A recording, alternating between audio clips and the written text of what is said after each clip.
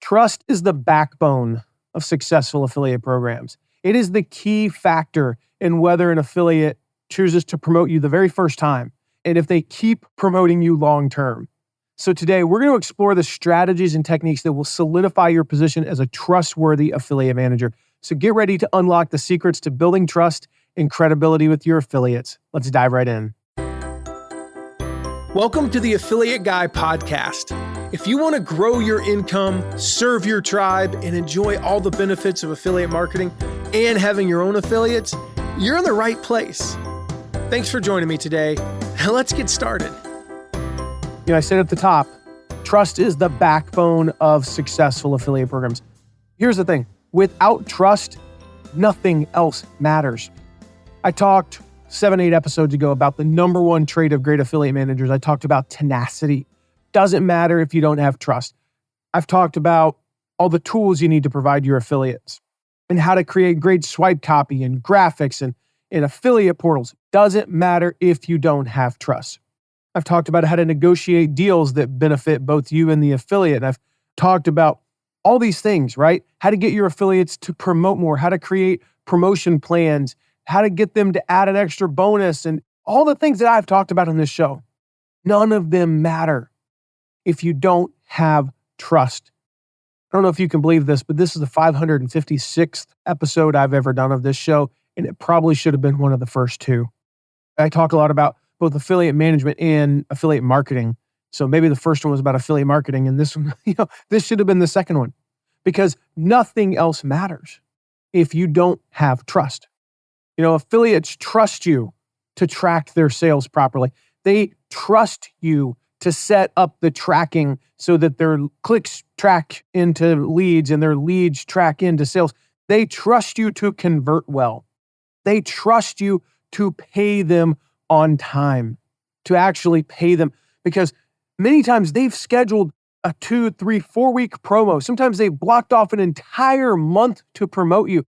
And that's an opportunity of their own that they passed up. They could have made, let's just say, $20,000 promoting something else. So they trust you. I have been in situations where we didn't get paid by an affiliate program that we promoted. And thankfully, it was at a time when it didn't negatively affect us in the sense of like, oh crap, we can't make payroll. We weren't reliant on that. But there have been times where I think back and go, gosh, if that program didn't pay me, if they didn't track, if it didn't go like I planned, I might have had to have let somebody go. Now, I'm not saying that was wise, but that's how important this trust factor is. So let's talk about that. Let's talk about how to create trust today, how to get your affiliates to trust you, to build that credibility with potential affiliates, and then keep that trust with your current affiliates. And it starts, and this isn't number one. I'm going to get to number one in a second, but it starts with connecting and building relationships. And I talked about that probably 24 episodes. Probably 6 episodes ago, I talked about how to build great relationships with your affiliates. So go back and listen to that. Because if you have a great relationship with somebody, you are more likely to trust them. I don't have to have a great relationship with the affiliate managers I work with, but if I do, I'm more likely to trust them because we have that bond that goes beyond just we make each other some money. So it starts there. That's kind of the foundational piece. So go back and listen to those episodes where I've talked about building relationships. All right, so number one thing you got to do to build trust is you got to know your stuff. You simply cannot be a trustworthy affiliate manager if you are a doofus when it comes to marketing. If you don't know the product, you've got to be a marketing genius. Am I saying you have to be the best marketer on earth? No. Then you probably wouldn't be an affiliate manager. But you need to know marketing. You need to keep up with stuff. You need to, it's 2023 as I'm recording this. Please don't talk about Google+. If you still think Google+ is around, I don't trust you to be a good affiliate manager. You need to know what's working for your affiliate program. That means you need to be up to date with the general marketing, but you need to know what's going on in your program. What are successful affiliates doing? If you don't know those things, I don't trust you. If you do know those things, I'm more likely to trust you. The second thing that builds trust, this applies to life, right? Be honest. Be honest. If something's broken, communicate it. Just in general, you got to maintain open and honest communications. In any problems that arise, communicate them quickly and keep them updated. And so I'll give you an example. Years and years ago, this was probably 2012. I remember being up till like 3 a.m. one night dealing with this. The tracking went down for a program that I was running. It just stopped working. Middle of the day. I heard about it from an affiliate who was testing their link at 2:30 in the afternoon. And my first reaction when one affiliate reports something like this this was a big program. We had 25, 30,000 affiliates. When one affiliate reports something is, yeah, right, it's probably user error. But I checked it out and I was an affiliate for the company as well. Obviously, I had a test account and same thing happened to me. It didn't track. Oh, crap, what's going on? I knew that reporting was updating because I could see sales happening. The sales were happening. They just weren't tracking to the affiliates. And I'm going, okay, so something's going on here. It's tracking the click, but it's not tracking any of the leads or sales. And so I'm like, okay, there's something broken. Let's figure this out. And so the very first thing I did was just confirm. I don't want to raise a red flag when one doesn't need to be raised. So I just confirmed again. I went and looked at some of our top affiliates that typically generate at least a sale per hour. And I'm like, do any of them have a sale? When's the last time any one of them had a sale? And when I looked, it was like, I looked at one affiliate and they had a sale at like 11:30, 12:10, 12:32, 1 o'clock. And then all of a sudden it was like nothing after 1:05 or something. And I looked at another affiliate and it was nothing since like 1:17 when they'd already had 15, 20 sales that day. I looked at like 3 or 4 top affiliates. None of them had any sales. The last one was like at 1:17. And I went, okay, there's no way they've gone over an hour and 15 minutes collectively with 0 sale. That's just impossible. That doesn't happen in the middle of the day. So I continued to test. I tested different links. None of them were working. That whole process only took 10 minutes. So I did not delay very long. I figured out what was going on. And the first thing I did was I reached out to the affiliates and said, hey, I just want to give you a heads up. I've heard and I have verified something is wrong with tracking. I have nothing else to report. I just want you to know that we are on top of this. That was it. That was all I said. And that I will continue to update you throughout the day. I said, I'm creating a blog post. If you go to the link right now, it doesn't work because I'm going to create it, but I created a blog post where I kept things updated. Like many companies do, software companies have their status page, right? And I sent that email. And that was all I did for like as far as communication, for like the next hour. Then I immediately got with the company that we were doing the tracking through and I worked through it. And then about an hour later, I messaged the affiliates back and posted on the thing and said, hey, I still have no updates. Again, here's the link to the tracking page. I'll post micro updates there. My next update, if I don't have anything else, if I don't have an affirmation or whatever, a confirmation that it's working today, my next update via email will not be until tomorrow, but I'll continue to update this page. And thankfully, this issue only went on until, like I said, about 3 a.m. or so. And I got I usually turn my phone off at night so I don't get waking. But I got an alert at like 2:30 and they let me know it was fixed. And so I sent an email out, and updated the page. But throughout that day, I continued to post on that page to say, here's what we're doing to address it. And I promise you, we will make this right. Like I just reassured them. So be honest, communicate those issues quickly. Third, pay on time every time. Do not ever be late.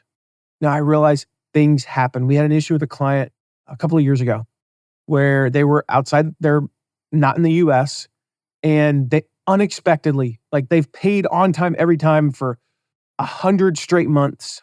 And all of a sudden something happened with their bank and they required some documentation and they couldn't pay affiliates and it took weeks. Those things happen. All right. That happens. And the issue that we had in that particular case was, quite frankly, we did not communicate as well as we should have. And it really hurt the program. And the Facebook group for that program kind of became a dumpster fire where everybody's just complaining about it. And the reality is if we'd been out quicker in front of it, if we'd followed my rule, and communicated early and often, it wouldn't have been an issue. Part of it was we communicated that there was an issue like after the payments were already late. Like we could have, in theory, communicated them the day before, I think is when we knew that there was going to be an issue. And Part of that was we were told that they probably still wouldn't be later. They'd only be like a day late. So it's like, okay, if there's only, whatever, we chose not to do anything. When the reality is what we should have done said, hey, payments might be late. If you think you might be late, communicate. All right. If you think you might, just remember that it rhymes. If you think you might be late, communicate. Otherwise, pay on time every single time. Speaking of payments, make sure your commissions are right. And I talked about this a couple of episodes ago, how to attract affiliates with the right commission. The key here is just to make sure you are staying competitive, which means you got to pay attention to the competition. Don't make affiliates even think you might be trying to cheat them out of a fair commission. If you have a reason for paying a 30% commission when the competition's at 40, i.e., hey, we convert much better and we convert the same as them, but our price is twice as high, or we provide a better service, whatever, make sure your affiliates know that. And keep up with the competition, because if you're at 30% and they go to 50, dang, you better really be able to sell the fact that you're converting better. If they go to 50, you may need to go to 40. So make sure your commissions are right. Number 5 way to build trust and credibility is just clear communication. Make your communication easy to understand. If you send out emails, which you should be, make them a consistent format so they know where to look. When your emails are all different font sizes, and they're different styles and different formats, like sometimes you have this here and sometimes you have this here, they don't know where to look. It kind of seems a little bit shady. One of the easiest ways to do this, just follow our template.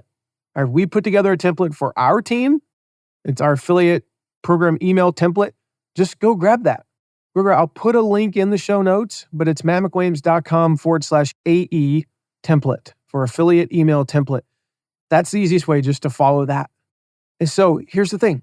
Follow a consistent format, a consistent way of communicating. If sometimes you're very corporate, like, hello, my name is, that's weird. I don't know why I do that. But like what you say my name is, but you're like, hello, today I would like to blah, blah, blah. And you're really corporate in your emails. And the next day you're like, dude, what's up? That's not consistent. You need to be consistent. That builds trust. But if you have bad news, going back to what I said earlier, don't follow the template. Don't write an email. You'll see it in the email. I talk about rah-rah, like really celebrating. Don't send an email that says, hey guys, the launch is amazing. Oh, by the way, some bad news here. No, cut right to the chase. This email is about bad news and bad news only. I'm going to just rip the Band-Aid, boom. And I'm going to focus on clear communication. All right, number 6, we sort of touched on this earlier, but get to know your affiliates. This is a key to trust. This is a key to developing trust with your affiliates. So how do you get to know them? And I talked about this a few episodes ago on relationships, but follow them on social media and get to know them as a person. Know their spouse's name, their kids' names, know what sports their kids play, know where they went to college. Study them. You don't have to stalk them, and you don't have to know all 500,000 affiliates if you got 500,000, or even 1,000 if you have 1,000. But you should know a little bit about your affiliates.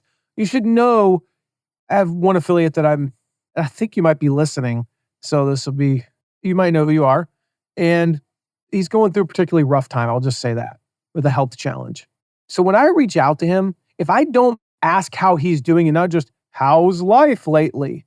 But if I don't acknowledge the fact that he's going through this health challenge, why would he trust me? Isn't that just part of being a good person?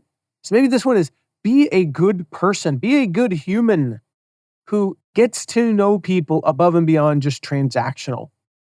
The 7th thing to build trust is, we're going to flip things here. I want you to look at other programs, and I want you to look at how do they break trust. Join affiliate programs. I've said this 100 times. Join other affiliate programs. Join your competitors' programs. Join similar programs. Join programs that are in a completely different niche, but maybe have a same business model. So if you're a software that works with authors, just for example, join affiliate programs for softwares that work with completely different niches. So you can see how they do things. This is a general tip here. Follow other programs. Put yourself in the affiliate's shoes. If you see something that they do that drives you nuts, then address it on your end. A few examples that come to mind on this. The first was about 7 years ago. As an affiliate, about 8 years ago, I guess more, things drove me nuts. It was so hard to find anything. They had swipe copy in the emails, but not in a Google Doc, or they had it in a Google Doc, or things were just in a Google Drive. And it was hard to find everything. And I'm like, why don't we put everything in a portal? I didn't invent this 8 years ago. Actually, this is 9 years ago now. I didn't invent this 9 years ago. Portals have been around for almost 15 years in the affiliate world. But in like launch world, kind of the JV launch world, nobody was doing it. Like, let's put everything in an affiliate portal and make this stupid easy. So we started creating them. Everything was easy to find. Now everybody's doing them. Because if you followed my program that I'm running and said, wow, they're doing this makes things really easy, you felt compelled to do it for your own program. If you followed another program and saw, man, it's really challenging, they make everything hard, we're going to flip that. Live leaderboards. Live leaderboards, they came about 8-9 years ago as well, because as an affiliate, it drove me nuts to go 24 to 48 hours between leaderboard updates. I wanted to know, is this thing that I did, look, I made 20 sales in the last 24 hours. Did I even move up? Did that do anything? I wanted to know, because I might be in the running for a top spot. And so we created live leaderboards, which ironically is something that builds trust. Think about it. If you go 48 hours without a leaderboard update, what are you trying to hide? Is it because the leaderboard hasn't moved? Wow, the top 10 hasn't moved at all. Does that mean this isn't going very well? Did somebody that was unexpected move into the top 5 and for some reason you don't want people to know that? Like, the more you hide stuff like that, the more you're losing trust. And so I didn't think about it at the time. I didn't think about it till just now, but live leaderboards actually help build trust. But that's just something that's an example there where you're seeing things that drive you nuts as an affiliate that you learn by watching other programs, by being an affiliate yourself. Uncommissionable sales. This probably could be its own bullet point here. But uncommissionable sales, I see this all the time in affiliate programs. I log in, I check my sales, and I have 10 sales, but only 9 of them are commissionable. Why is that? This kills trust. So maybe this is number 8, but this kills trust. But this is an example of something that I saw in affiliate programs, and I vowed not to have these in our programs. We are not going to run affiliate programs that have uncommissionable sales, because I saw it as an affiliate and I said, this is horrible. So I want you to look, what do other programs do that make you go, ooh, that breaks my trust? Put yourself in the affiliate shoes, and if it breaks your trust, look at your own program and vow never to make that same mistake. Vow to go in the other direction. We didn't have to do live leaderboards. We could have just said, we're going to release a leaderboard every 12 hours. Or we're going to just make sure that we release at least one every day. We're not going to do a portal, but we're going to create a page that just kind of has links to everything. Or the uncommissionable sales, we're just going to make sure we explain them on the front end. That was the original version of all those, but I went, no, we're just not going to have uncommissionable sales. You know what? Once every 24 to 40 hours, not enough. We're going to go every hour with these live leaderboards. Every half hour in the last 12 hours of the launch. We're going to create beautiful affiliate portals. So think of ways that you observe in other programs and then turn it on its head and go run the complete opposite direction. The 8th thing you got to do to build trust is you got to protect against fraud. It is really hard for your affiliates to trust you if you allow fraud in the program. So just a couple of examples that come to mind here. Years ago, we're in a big launch and we had a fraudster. We had a guy that used to work for the company that we created. I'm trying to think of how to say this without naming the company. The company that our client used to create all of our pages, all the landing pages and stuff, a guy used to work for this company, and he put code on the page that basically took 1 out of every 28 clicks or something and gave it to him. The craziest possible fraud I've ever heard of in my life. I've heard of lots of different kinds. It's not very common, but I've, enough of it over the years. And I never imagined something like this would happen. But as soon as we found out about it, I communicated it to the affiliates. This helped build trust because they know I have their back. Another example, years ago, almost a decade ago now, was we had an affiliate violating our terms and conditions. He was trademark bidding on a big company whose affiliate program I ran. And I first heard about it from an affiliate. At that time, I did not know, I had not learned yet, this was in 2011 actually, so I had not learned yet that an affiliate will break the rules and they will bid on, so we talked about this a few episodes ago. Some programs allow trademark bidding and some don't, where they bid on your trademark, right? On your company name. This company did not allow it. I'm agnostic about it. I can see where sometimes you'd want to allow it and sometimes you wouldn't, but this one did not allow it. Well, what they would do is they would geo-target their ads. So they would bid, most of the world, they would bid on the search term. They would trademark bid, but they would geo-target out like our area. Like they would know where I lived. And at that time I lived in a different place and they knew I lived there. And so they would geo-target out. So when I would run the reports, I would never see their ads. I didn't know at that time. Now it's real easy to have companies that can run these reports and, it's costs like less than $100 a month and you can find the fraud. But I didn't know that you could go into Google and change your location. And when I learned that, I found somebody that was doing fraud because an affiliate reported it to me. And I'm like, no, they're not. And they're like, yes, they are. And they're taking screenshots. They're like, here's the fraud. I'm like, I don't see this ad. And then they were like, wait a minute, go in and change your location. And I did. And that's how we were able to prove this person was breaking, the rules. But again, in that particular case, as soon as I found out about it, I did something about it. And it's your job to protect against fraud and solve fraud when it happens, because that helps build trust. Because again, your affiliates know that you have their back. The ninth way to build trust is to build community. Community is trustworthy. When you build a community, everything's out in the open. When you're posting something publicly, then they know it's trustworthy, because why would he tell everybody that? He's not just telling me that, right? And when you create a collaboration between affiliates, when you create knowledge sharing, when you create networking among affiliates, when you create a supportive environment, it fosters that trust because you're the one who created that environment. Therefore, you're trustworthy. So build community, have a Facebook group or some other way for your affiliates to engage with each other in the open. And number 10 is personalized, quick support. All right. Your affiliates aren't just a group.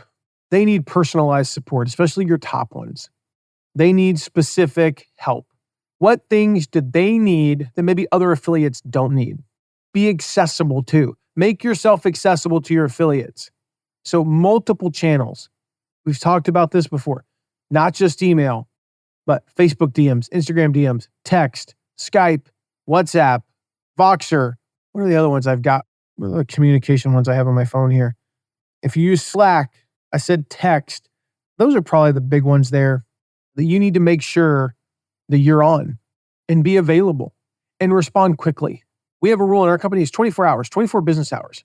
If it's a launch, it's much quicker. But if it's just a regular Tuesday and you can't respond within 24 hours, you're not going to be able to, because our affiliate managers have lives. They sometimes even go on vacations, believe it or not. When they do, make sure you're covered. That's all we require. We have unlimited time off. You can take a month off a year. I don't care. But as long as you're covered and you're not have a big client launch in the middle of that, time it right. But I don't care if you take off Friday.